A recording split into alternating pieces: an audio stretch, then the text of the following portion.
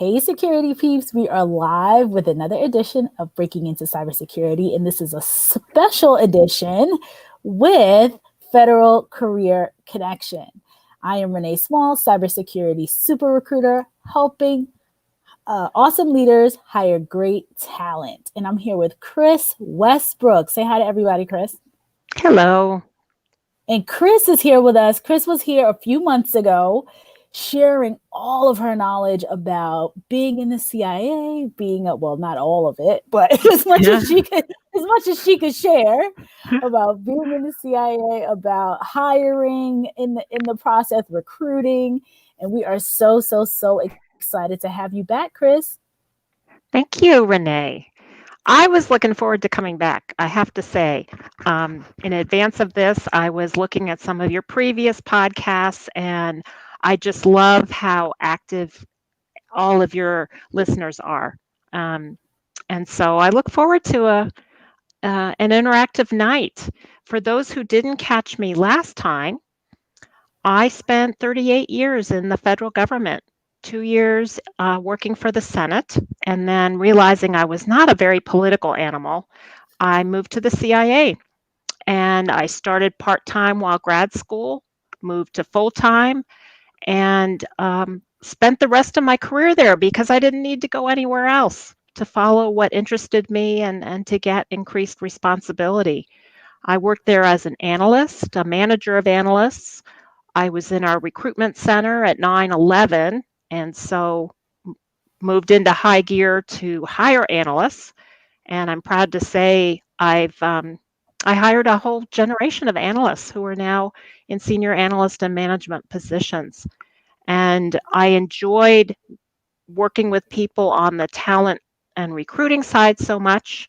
The agency sponsored me to go back to graduate school, get a master's in human resource development. And after that, I stayed in the training and development field, both program management, and my last job was as deputy director of CIA's Foreign Language School. I continued to be a hiring manager even after I left the recruitment center. So I can bring to you, gosh, I probably hired hundreds of people, interviewed hundreds, and I can give you insight into that process in CIA and maybe more generally the intelligence community. And I can talk about life and work at CIA for cybersecurity professionals. There's a variety of ways that you all can use your talents in the cyber area for CIA and the other intelligence agencies. And I mean, when you were here last time, I was asking questions for myself. I know our audience always asks great questions, but I was so fascinated by your career and what you've done. And whoever wasn't here, Chris's mom was in the CIA. I mean, I was just like, your mom was in the CIA. It's awesome. So Chris brought such a wealth of knowledge, answered great questions, shared so much information with us. So for all of you that are here, and I see there are a ton of people here already, we are going to, first, I'm going to shout out some folks that are here. I always do that. Oh, and before I even get started with that, I want to talk about I'm going to shout this out before we get started. We've had our InfoSec hires challenge this month, and CISO Thursdays. So everyone knows that we are on Thursdays with our friends Chris Foulon, James Azar, and Naomi Buckwalter. And all of us collectively have been sharing resumes, sharing profiles around, and trying to get 10 people hired in the month of January. And so right now we are at 8 hires. 8 people got hired in the month of January just by us putting it out there, using the community, hashtag InfoSec hires. So that's been happening. If anybody is still interested, we are just sharing the information around. If you could either create a little mini video or write a blurb. The young lady who did the video, she got hired like in a day. That's how fast it was. So if you're brave and you want to create a little mini, 1 minute, 60-second video telling us how awesome you are. We will post it out there. Tag us all and hashtag InfoSec hires. So that's number one. Number two is we have expanded, and we're going to talk more about that tomorrow, but I want to share with you all that after January, the first challenge was James Azar's big mouth. The second challenge is Chris Foulon's bigger mouth, and he's really putting us to work because he has challenged us all to get 221 people hired in 2021. So that's going to be huge. I said, Chris, that's 4 people a week. That's nuts. So this should be really, really big, really huge. So we'll talk more about that tomorrow. But I just want to put it out there that we've been, actively getting people back into the, entry-level people mostly into the industry. Some of them, it's their first job. So we are, over the moon excited about doing this and continuing this on in the community. So that's InfoSec hires. I will shout out a bunch of people. We already have a ton of questions, Chris. I told you it was going to be a busy night. I told you it was going to be a busy night. So Simone says, hello, Simone. Hey, Pulin. He says, hello, everybody. Hi, I don't know who that is. Tin Prag, hello, sir. Ben is here. Good evening, Ben. Gary Cook is here. Clinton is here from the UK. So Clinton's another person. He comes all the time. I had no idea he was in the UK until we chatted the other day. I'm like, what are you doing? It's the midnight over there. Yeah. Go to sleep. So Pullen wants to know, is a clearance a requirement? And I'm assuming this is in regards to the CIA. So there's the first one, Chris. Is a clearance a requirement? Yeah, for all positions at CIA, from mail courier to senior level, a top secret sensitive compartmented information clearance is required. You don't have to have any kind of clearance to apply. It doesn't really make a difference in the initial application process where we're really looking to see if you have the credentials we're looking for. If you do, we pay to put you through the clearance process. Perfect. So then, of course, you need to be a U.S. citizen as well, and residing in the U.S. throughout the time that you are in process for a job. And does it need to be the continental U.S. or can it be like Hawaii or Puerto Rico and all that stuff? Okay, awesome. Yeah. Awesome. Good stuff. So John De La Cruz, hello, John.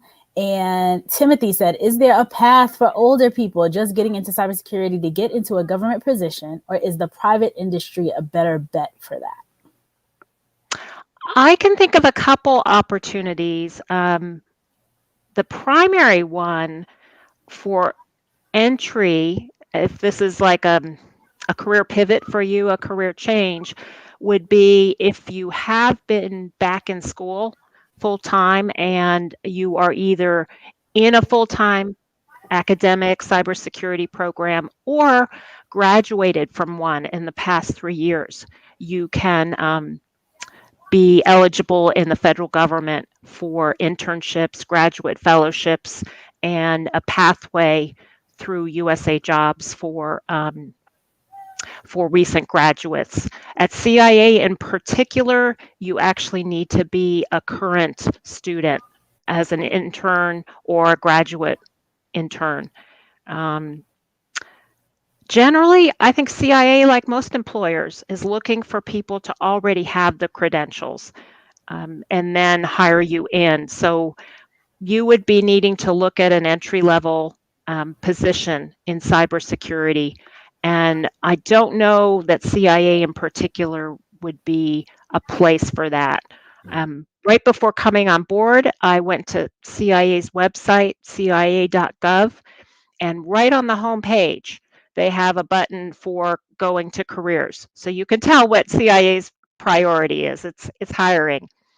And if you put in cyber, as I did, you come up with 7 different jobs in the cyber area, including undergraduate internship, co-op, and graduate fellowship. Co-op for people who are in school we, especially if you're in the local area, you can be going to school and working for us part-time at the same time. Or you could go to school for a semester and then come to work for us for a semester in a real co-op position where you're getting academic credit for that service if your institution sponsors co-ops. So just to continue, the other, with those 7 job postings for folks in the cyber area, in addition to the 2 student positions, basically you can do cyber in any part of CIA. The analytic part, where I was, there's a cyber threat analyst. In that case, you would be looking at foreign cyber capabilities, both defensive and offensive, and analyzing them, analyzing their technical capabilities, and then working with political and military analysts to look at a foreign actor's intent. So you'd want to know, for example, that some criminal element that is looking to hack into U.S. networks. You're looking at their intent, who they're targeting, as well as how technically capable they would be. So that is research, writing, and giving assessments to policymakers, warfighters, others in the government about the cyber threat internationally. If you're interested in the kind of traditional side of CIA, working overseas and operations, collecting intelligence in the field, there is also a cyber operations officer. So you can go the clandestine route and you would undergo the same specialized training for serving overseas as other operations officers. We also have a cybersecurity officer. In CIA, as you can imagine, our Office of Security is one of the biggest and most robust in the organization, and you can build a full career just looking at the security of our own systems and the threats to them. And then we also have a cybersecurity researcher. That's a new one to me, so I'm looking at that. That is in the scientific and technical side of CIA, where you're doing research to actually improve our own, CIA's own tools related to cybersecurity.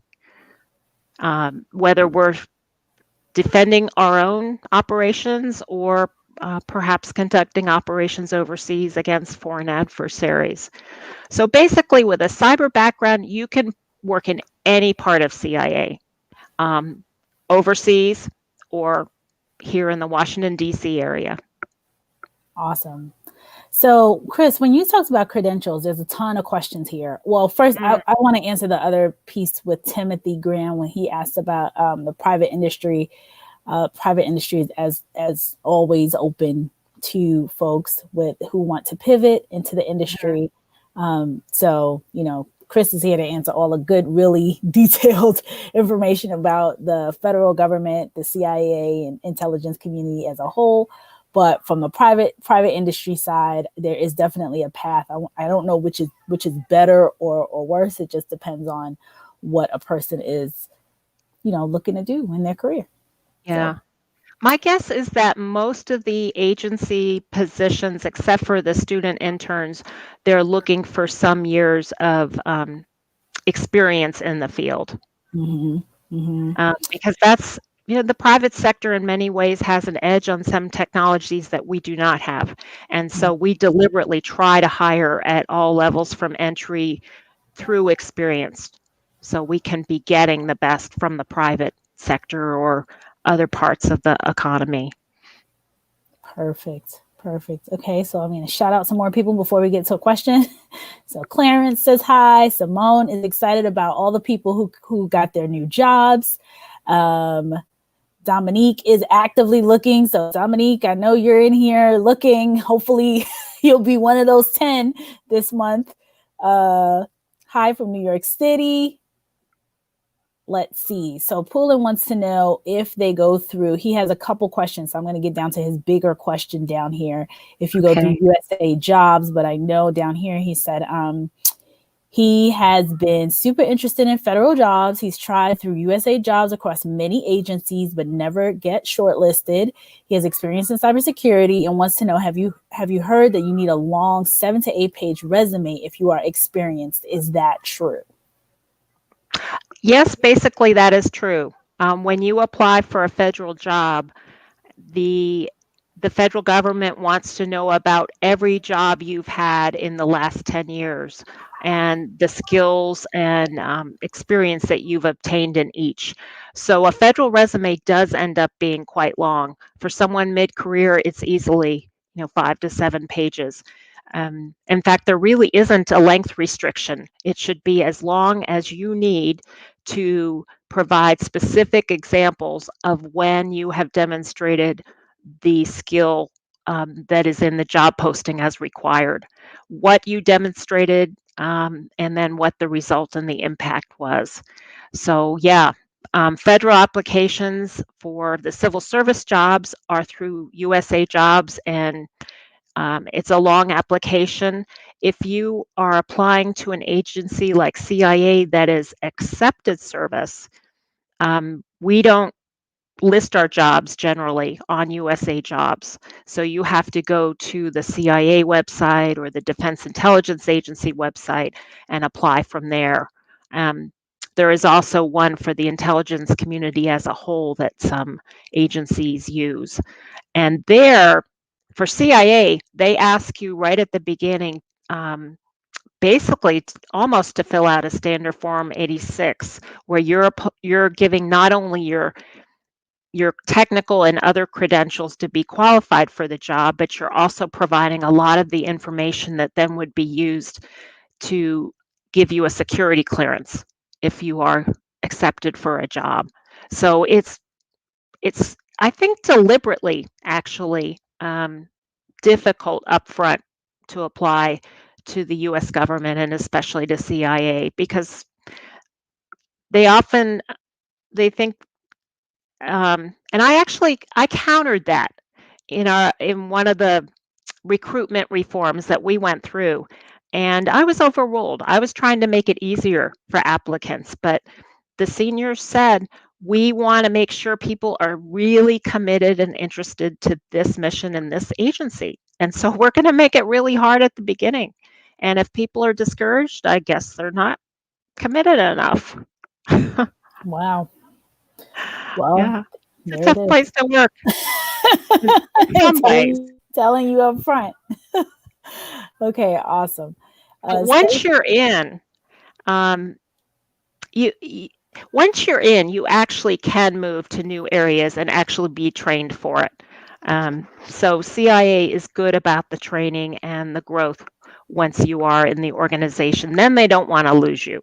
So they will pay for you to get additional certifications or even to do a career pivot like I did, because it was in the agency's interest as well as mine. Right. That's awesome. So Stacy is here. Hi, Stacy from Atlanta. I haven't seen Stacy in a long time. Simone, okay, she was given an answer here. This person is interested. So people are very much interested. Are there any marketing or corporate communication jobs in the CIA? I shouldn't say I'm retired, but I still do. CIA has an Office of Public Affairs, and within that, they have people who deal with the media, who deal with public communication, and who deal with internal communication to CIA. So there are a variety of communication jobs. Within our recruitment center, there are people who actually work with experts in the private sector on the advertising, marketing, and branding of CIA as an employer. So yes, the long answer is yes, there are. And is it the same process? So it's the same kind of filling out. So regardless of what type of role you have, same, almost like an SF. It's called SF 86. Yeah, That's any. Standard Form 86 is the federal government's form for applying for a top secret security clearance. Yeah. Steve Upshaw wants to know what certifications are preferred. Pen test, CEH, OCSP. And I guess I'll tack on my question to this. When you talked about people needing, when a person arrives at the CIA and applies, that you all that they already have the credentials. When you said credentials, what credentials were you specifically speaking about? Well, in the cyber field, I have to admit I am not familiar with what specific credentials are being looked for. I do know CIA is getting increasingly flexible, as are other employers, about that not necessarily meaning an academic degree in, say, computer engineering or another field. It could be certifications. You'd have to look at those specific job postings to see. I just pulled up cybersecurity officer, and they say they have, they don't have a lot of, they say desired qualifications, and instead of listing certifications, they're talking about abilities. Networks, operating system, application layer, and cloud security expertise, system security penetration testing knowledge, big data cyber analytics, network mapping. So it looks to me like they're looking for the range of cyber-related applications. Right.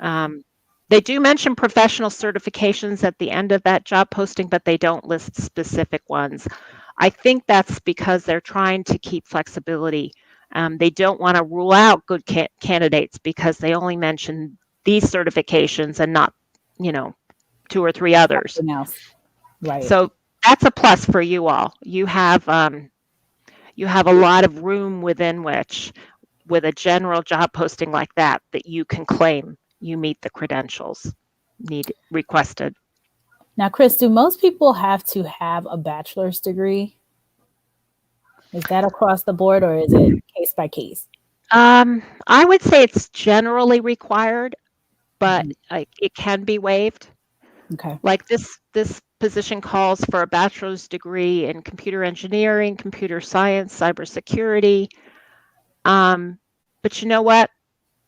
When I was a senior hiring manager, I approved waivers when we found people with specialized qualifications, knowledge that we could use. And I'm curious if you remember. I mean, I know like you said, you interviewed and hired hundreds of folks. When you say, because this comes up very, very often around a degree versus not a degree, and how to get in and how to break into the industry and all of that. So when you say specialize, and there's a reason why I hope you remember one of them at least. When this specialized skill, is it typically someone who, may have been like a veteran, but they have like a really niche skill set that's really, difficult to find in the industry?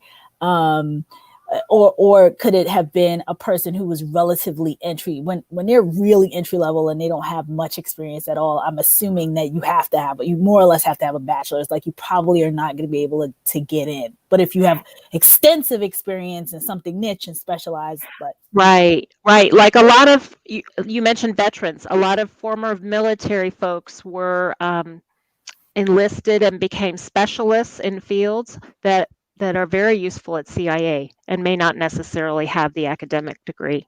Right. Yeah, that's a good example of where we might be taking a chance. Mm-hmm. Mm-hmm. Okay, so Ivner wants to know tips or advice for federal cybersecurity position interviews. Do you have any advice?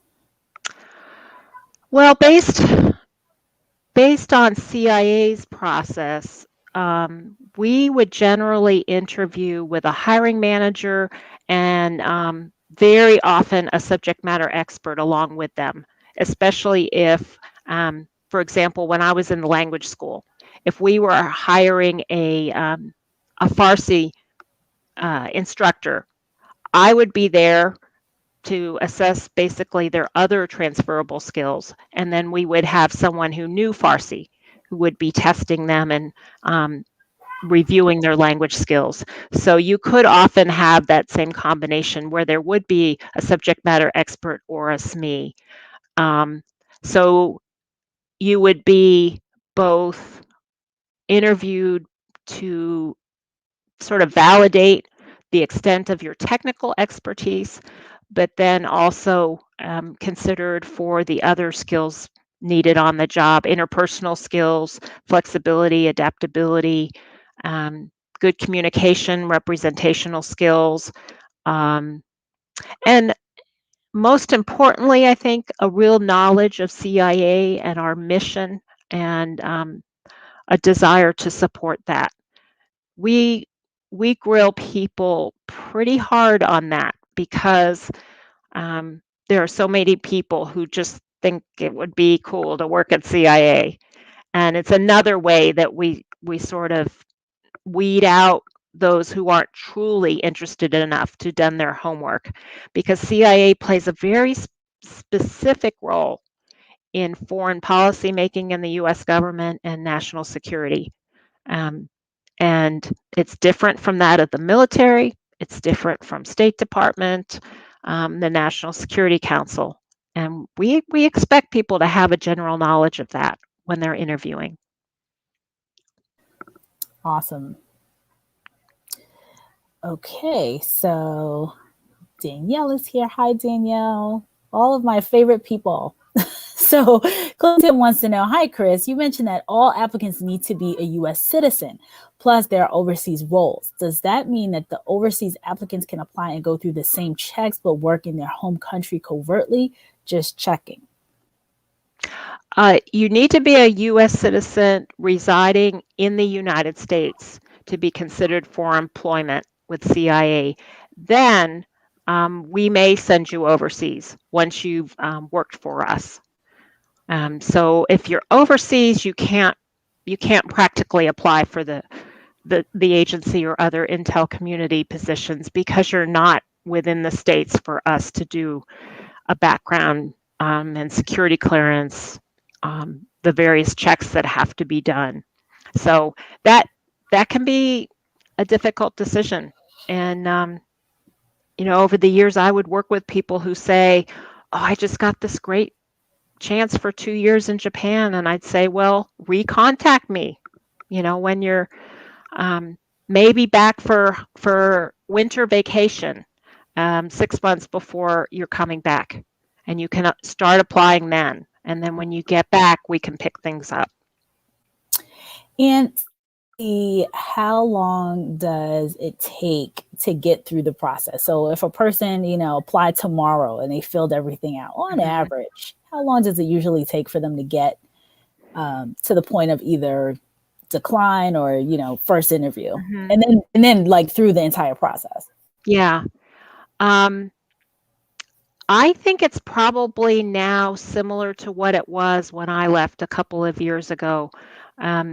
That they were hoping to keep speeding it up, but frankly, with the pandemic and limited ability to check people out in the clearance process, my guess is it's still taking generally 9 to 12 months from your application on our website to being hired.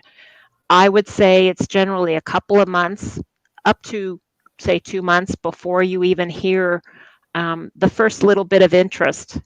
I would say between 4 and 8 weeks. You would get an email requesting further information or asking you to take some online tests. CIA is very big on occupational testing. And so that would be oftentimes a first screening, is taking some online testing, sending in perhaps some writing samples or other credentials, transcripts, maybe, that kind of thing. And then an interview would follow, say, within a month after that. And then the bulk of the time is after you get the job offer, which is conditional on you getting the medical and security clearance. And that takes most of the time. You would undergo a background investigation, some medical checks and interviews, and then a full scope polygraph, meaning a polygraph that is about counterintelligence and security issues, but also some lifestyle questions, basically to just ensure that you're overall a stable person who can hold a position of high responsibility and manage classified information correctly. Does everyone in the CIA have a full scope poly? Yes. Wow. Didn't know that.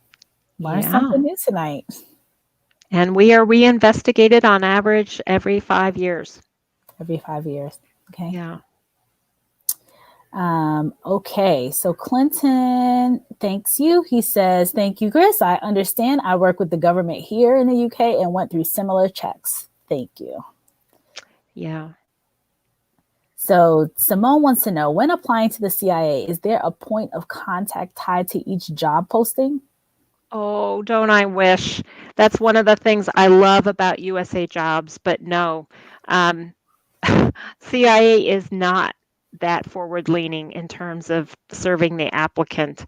You will get a computer pop up that says, we have received your application. Don't contact us, we'll contact you.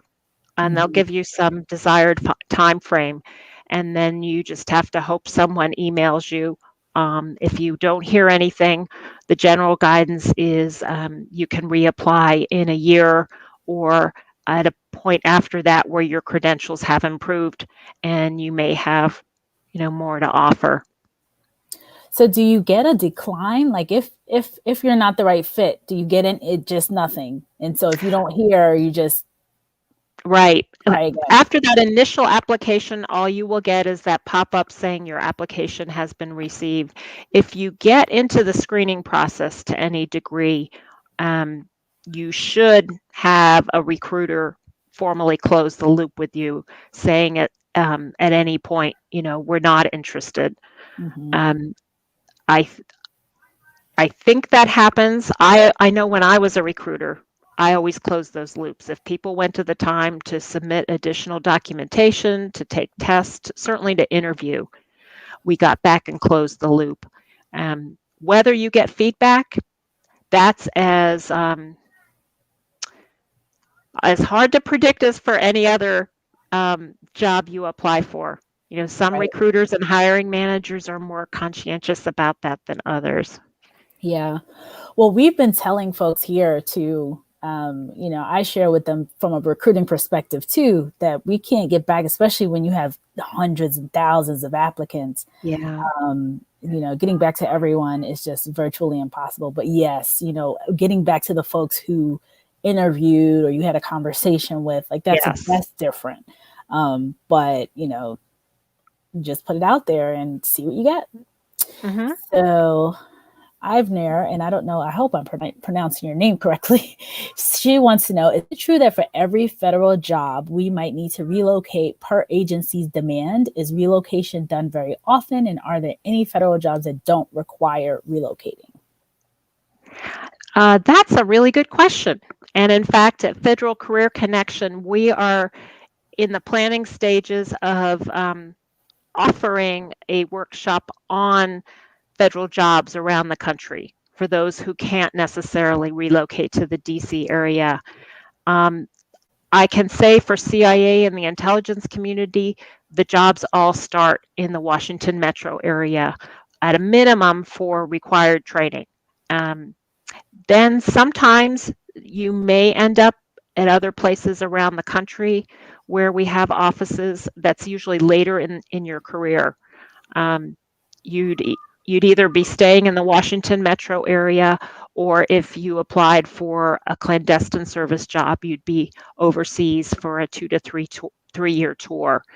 Relocation, the agency pays for, both when you're initially hired and then if you go on official business, what we call permanent change of station to another city or country. The movers come and pack you up and move you, and that's all paid for. And the overseas people get quite generous allowances for living on the economy. That's great. In terms of federal jobs that don't require relocating, just off the top of my head, there are a handful of agencies I know that have regional offices just based on their missions. EPA is one, Department of Agriculture is one, Social Security Administration, a lot of the HHS offices. So when you go into USA Jobs, you can put in a desired geographic location. And I forget I want to say like 40% of federal jobs are not in the DC area. It's at least that much. Wow. Yeah. That's good to know. It's really good to know. Okay, I think that is all of our questions for right now. Hello, Tyrone. Tyrone's here. So I have another one, Chris, since we are some of the topics, especially this one, I think is a really good one that you posed. So wanting to know how the CIA and the intelligence community is preparing to serve the new administration. So I'm assuming every time the administration turns over, there's something that you all do in the background and probably in the forefront too. So I'm curious about that. Yeah. And I'm speaking on a general level based on my previous experience. With 36 years, there were a number of administration changes. And that process actually started back probably when the two presidential candidates get through their primaries. And we know that they're running for president. And we start basically a program where we start briefing them on select intelligence topics so that they're getting generally conversant with what some of the international issues are. And this is through the Director of National Intelligence and a program called the President's Daily Brief, which then when someone is elected president, the President's Daily Brief is a daily briefing that is customized to the president and to maybe a dozen of the people they designate in their national security staff or heads of departments like state, treasury, defense, maybe a couple others. And all of those people get customized briefings of intelligence by a select briefer who is picked to work with them.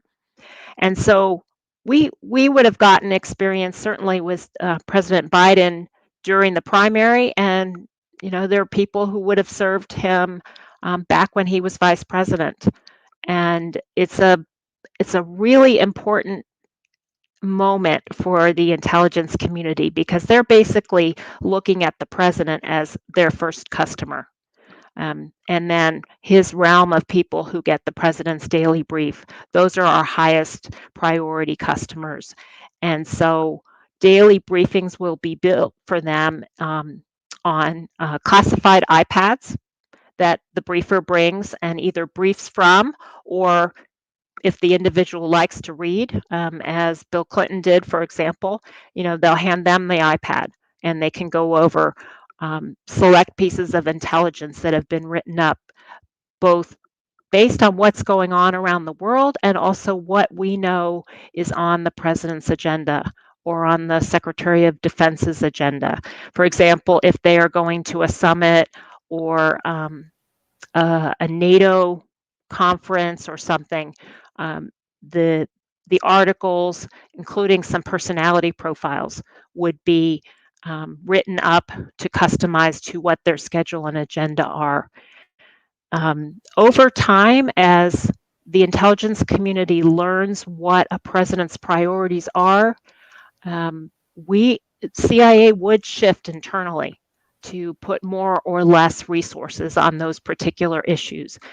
For example, when Clinton was president and Gore was vice president, everyone remembers Gore had a huge interest in the environment. And so CIA really amped up their coverage of international environmental issues and impact on stability of nations or on international economies or national security issues. Then, when President Gore left office, that effort shrank. So depending on my guesses, in fact, my husband told me President Biden just commissioned a national intelligence estimate today on the global climate crisis. So I'm expecting the intelligence community will now put a lot more effort into that than they were asked to in the previous administration. Wow. So those are the big changes that would happen. And if a president wants to see more analysis of different topics, that then trickles down through the whole intelligence collection chain, where we may have to develop new sources of intelligence based on what a president's priorities are, either individuals to recruit overseas or technical sources that we may need to develop. So there does end up being these ramifications or ripples throughout the whole intelligence collection process, processing and an analytic process until it then is presented to the first customer. Simone sums up what I thought about. Wow. She says the briefings start early. Makes sense. Who knew that they started? So when you have the different parties, in this case, I guess the Democratic Party candidate who's now President Biden. So right when you realize like who is going to be pretty much the runner up, or potentially, depending the final candidates, then they start the briefings. Wow. Yeah. And it was one of the most satisfying things I did was writing for the President's Daily Brief, because feedback from these people briefed would trickle back down through the system to the authors of the intelligence that they were reading that day. And they may have further questions and taskings. Oh, well, this was really interesting. Can you tell me more about this? Then you'd be spending the whole next day feverishly writing up answers to the president or the Secretary of Defense's questions. And then those would go back out to them. And so it was really a system that worked, where you presented intelligence and we actually got feedback. And daily. So that's nonstop. When did you sleep, Chris? Well, when I was in different crisis situations, we would even have to get up and be working and able to brief the briefers who went to people like the president at like 5 a.m, because they would be getting in cars and driven over. Sometimes they would be picking up, the Secretary of Defense at their office, at their home, and driving with them as they went to work and briefing them along the way. So yes, you can definitely be there early and late. Simone says, wow, I sound like a tourist. Don't, Simone. I guess we both sound like tourists. Well, I don't think people appreciate how much responsibility, I know I didn't know this, would go down to line officers and analysts, that you could actually be writing, for the senior-most people in our government. And I like that, because it doesn't mean that you're briefing your boss, who then briefs her boss, who then briefs, the important person. CIA analysts would go to the White House or go to the Pentagon, and we briefed those people ourselves because we were the experts. A manager would come with you usually, and they would kind of sit rather uselessly while you're talking substance with the customer. Yeah. Wow. Fascinating. So Adriana wants to know, as a former law enforcement person breaking into a new field and going to get certified with a CISA plus 002 security analyst, will that be enough to apply without a bachelor's degree? Does having hands-on training on hacking the box and capture the flag and those types of things, would that help her former law enforcement. So I'm I assuming think a it's long going to career. depend on the job. I didn't look at all 7 of the cyber jobs that are posted before coming. You would just be having to look around, and don't just look at CIA, the Defense Intelligence Agency, the National Security Agency, less probably the National Geospatial Intelligence Agency, NGA, all of those National Reconnaissance Organization, those are all intelligence community members who would need people in the cyber field. Okay, awesome. And then another person asks, sort of related to the previous question, is there a chance to work in federal cyber threat intel without relocating to DC? And this person has Russian language skills. And maybe in one of those you would have to relocate here at least initially, and then either probably working here for your career or possibly overseas. We do hire contract linguists, some parts of CIA and the intelligence community, but that would be just translating services. Maybe it could be related to cyber if it was very technical material, but that's not really a career. That's like piecework, to just be doing the linguist work. So yeah, unfortunately, you'd have to relocate to DC. Okay. And all right, Cedric is here, and he comes to these often. Cedric, did you find something yet? He was here last time, right? When you were on? Yes. And he's been with Julie and Alex as well. A couple How times. are you doing, Cedric? Yeah, Cedric, did you find something yet? We need to help.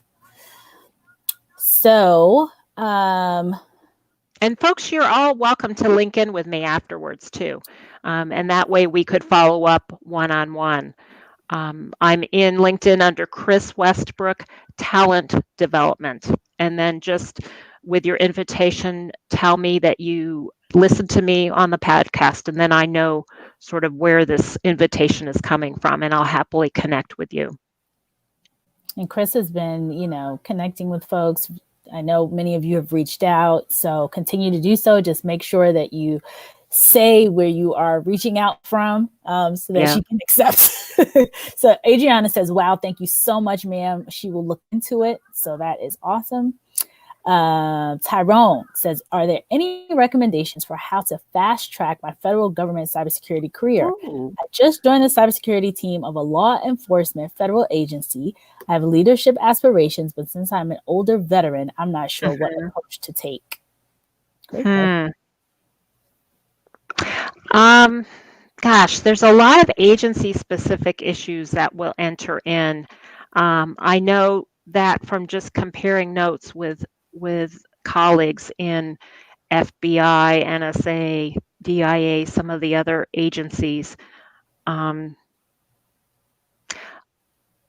think for a while, people around you will expect you to just be quiet and listen and soak it all in and serve a little bit of time until maybe a couple years, until they will look kindly, frankly, on initiative and leadership aspirations.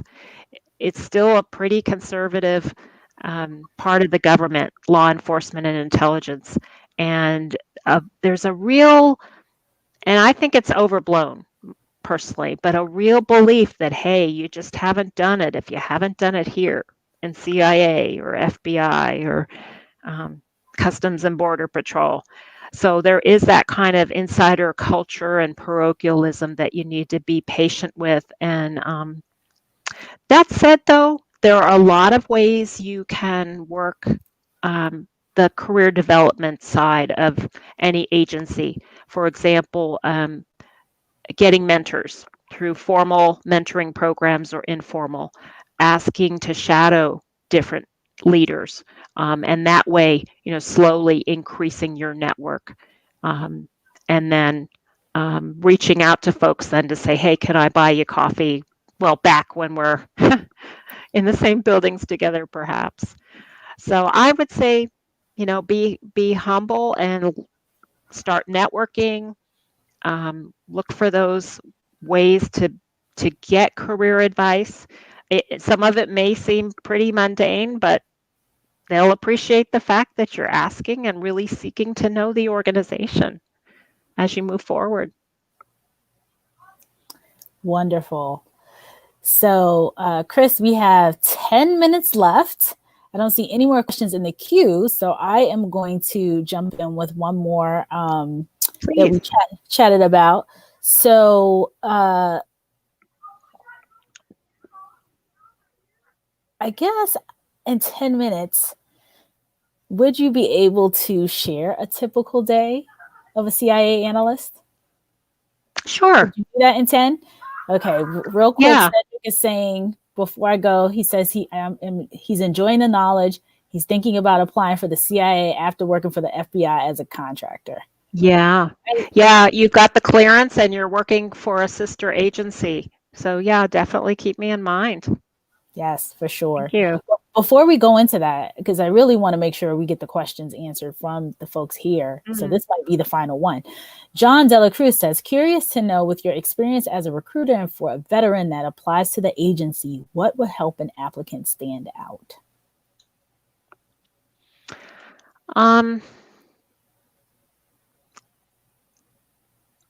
Really having impact, preferably in an international realm, since that's much of what we do, but also just having a technical impact, being able to show that you made a big difference in measurable and definable ways where you are.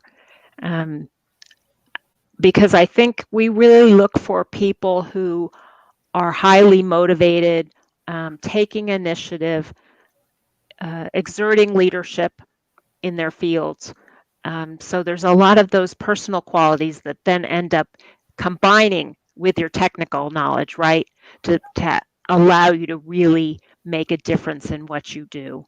So just being the best in what you're doing, not just technically, but in some of those necessary interpersonal communication,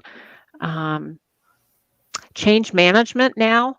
I mean, I would think all federal agencies now are looking for people who are a lot more flexible and resilient, because the work situation is just so dynamic now. I would hope, for example, that maybe 10 years from now, everyone won't have to relocate to Washington, D.C. to start with an agency like CIA. Mm-hmm. It will be interesting to see what kind of long-term changes happen in the federal workspace, as well as the other workspaces due to this pandemic. And those of you with technical credentials and the ability to stay flexible and dynamic are really going to be in great supply, I think, or great demand. I think so. I definitely think so. Tyrone says, thank you so much for your answer. Okay, now, I don't know if we could do it in 7 minutes. Yeah. Day in the life of a CIA analyst. Well, remember, I told you it's the analysts who write for the President's Daily Brief and also for other publications that go throughout different parts of the U.S. government from the desk level on up if people have a need to know about international developments. So it's very much kind of a publishing schedule where you would come in early in the morning and go over with a computer profile you've developed to search for things in your area. Like, let's say you're looking at Russian cybersecurity operations. You would be looking at all the intelligence that's come in the previous day to see if there's something there that is big enough that you need to write an item for the president or for some of our other now 24-hour online publications. And offices have production meetings, usually around 9 in the morning. And if you have something, a breaking development you think you need to write on, you propose that in your team meeting, and then that proposal goes up to the president's daily brief, and basically editorial boards, like in newspapers, make decisions of what they would like written up that day. And if word comes back down by late morning, yes, we want a president's daily brief on this new cybersecurity development in Russia, then you're spending your day writing that up in a very defined way that has been proven to get the president's or other person's attention. And then that is going through an editorial review process. And your day would be pretty much writing that item, and then possibly coming in super early the next morning to brief a briefer if it's something where they may need a little bit more technical background to be able to answer questions. If you're not writing a breaking intelligence story for that day, you could be working on a longer term intelligence assessment. You could be going to briefings, a CIA analyst brief, outgoing ambassadors and defense attaches and legal attaches from the FBI. So oftentimes we will brief people before they go out to a country. And if we're lucky, they'll let us debrief them when they come back either on home leave or at the end of an assignment. So we can then learn back from them, what it was like dealing with their foreign counterparts on specific issues. You could be going to a brainstorm session with a colleague who's got a new paper idea and wants to get people together to brainstorm how to develop that. So it's a lot more of a dynamic, team-focused environment than I think many people realize. Sometimes you're sitting alone at your computer researching and writing, but a lot of times you're working with colleagues in CIA, in policy agencies, or in other intelligence agencies to get your work done. And a good analyst would know his or her colleagues in all those different agencies that monitor and work on the issues that you do. Wow. And is that the type of role that most entry-level people are going into? Or are there various paths? Are they put into different types of positions? Oh, there's many paths. Okay. That would be a cyber analyst.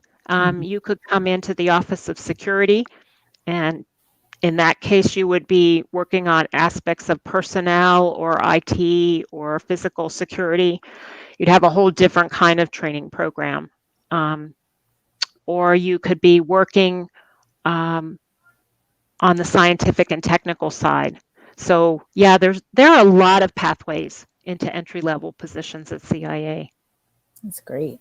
That's great. So final question here. Carmen asked, how does a career look like for professionals or a professional mom? I think the agency in particular and the federal government in general are quite family friendly. Even at CIA and the intel agencies, we had flexible work schedules. You could come in early and then leave earlier. You could take every 10th day off. So there's a lot of flexibility that way. They're very good about maternity leave or having to take family leave as you need to. It's, like everywhere else, it's people trying to make work and family work. In some of the fields, some of the times you'll be expected to really put your career first if you can. My husband and I met him at CIA, and we just had to balance things. If I was in a high pressure job, ideally he was not. So you had someone to care for the home front while the other person was really focused on their career. But overall, I think it's very family friendly. And overseas, even more so. The U.S. Embassy and overseas group is very tight-knit, almost like a family, and you get a lot of support from the embassy and the other U.S. government officials around you. Fantastic. Simone said that flexibility is speaking my language. Yeah. So good for working moms who want to see if this is even a possibility. Yeah. Can I just say that Yes. the Federal Career Connection is having its next workshop on 2 February at 6:30. And so if you go to federalcareerconnection.com, if you're interested in learning more about the federal government, that one is actually going to be on exploring federal career paths. So that would be a great one to take in for seeing what your different options are, not just in the intelligence agencies, but across the government, as a veteran, as a working mom, as a recent graduate. And what date is that again, Chris? I'm trying to put it up here. Tuesday, 2 February at Okay. 6:30. So Federal Career Connection, folks. Federal Career Connection. Yes, go to the thank website. you. That's where Chris is. That's where Alex is. That's where Julie and all of these awesome people are who come on here and give us this amazing knowledge and information on the federal government that I'm learning more and more about every time we talk. Yeah, so good. it is it's wonderful, and I really, really hope that some of our people that come on the podcast and ask these great questions and come to the live streams will end up, over at Federal Career Connection, getting all the scoop and the details, and hopefully apply and get through the process. And at the end of 2021, we can say somebody or some people were a part of coming through here and doing the 221 and 2021 challenge. Yeah. So for anyone that that didn't hear, I mean, it's 8:01, so I'm going to hop off. But I said it earlier today. We had 8 people hired in the month of January so far. We're going for 10. It'll be down to the 11th hour. It is January 27th. We have 4 days left. So please continue to put your information out there. Tag us, put hashtag InfoSec hires. Either create a 1-minute video or less, or a blurb about what you're looking for, and tag us. Tag Renee, me, James Azar, Naomi Buckwalter, and Chris Foulon. So do that. And then we also have, we're going to do it actually for the whole year. So Chris challenged us to do it. Chris Foulon challenged us to do it for the entire year to get 221 people hired this year. So we are super excited about that. Chris, thank you so, so much for being here. My pleasure. Fascinated by your stories, and just having you here, giving us this wonderful, so much knowledge, so much information, all those years of experience that you have, those 30-something years in your brain that comes out. So super duper excited as always to have you. Very excited you will come back, and hopefully we'll see you again in a couple months. Yes. I look forward to that. Thanks again for having me. It was a pleasure. And thank you, everyone that's out there. Thank you, security peeps. We'll see you tomorrow on Cecil Thursdays. Bye, everybody.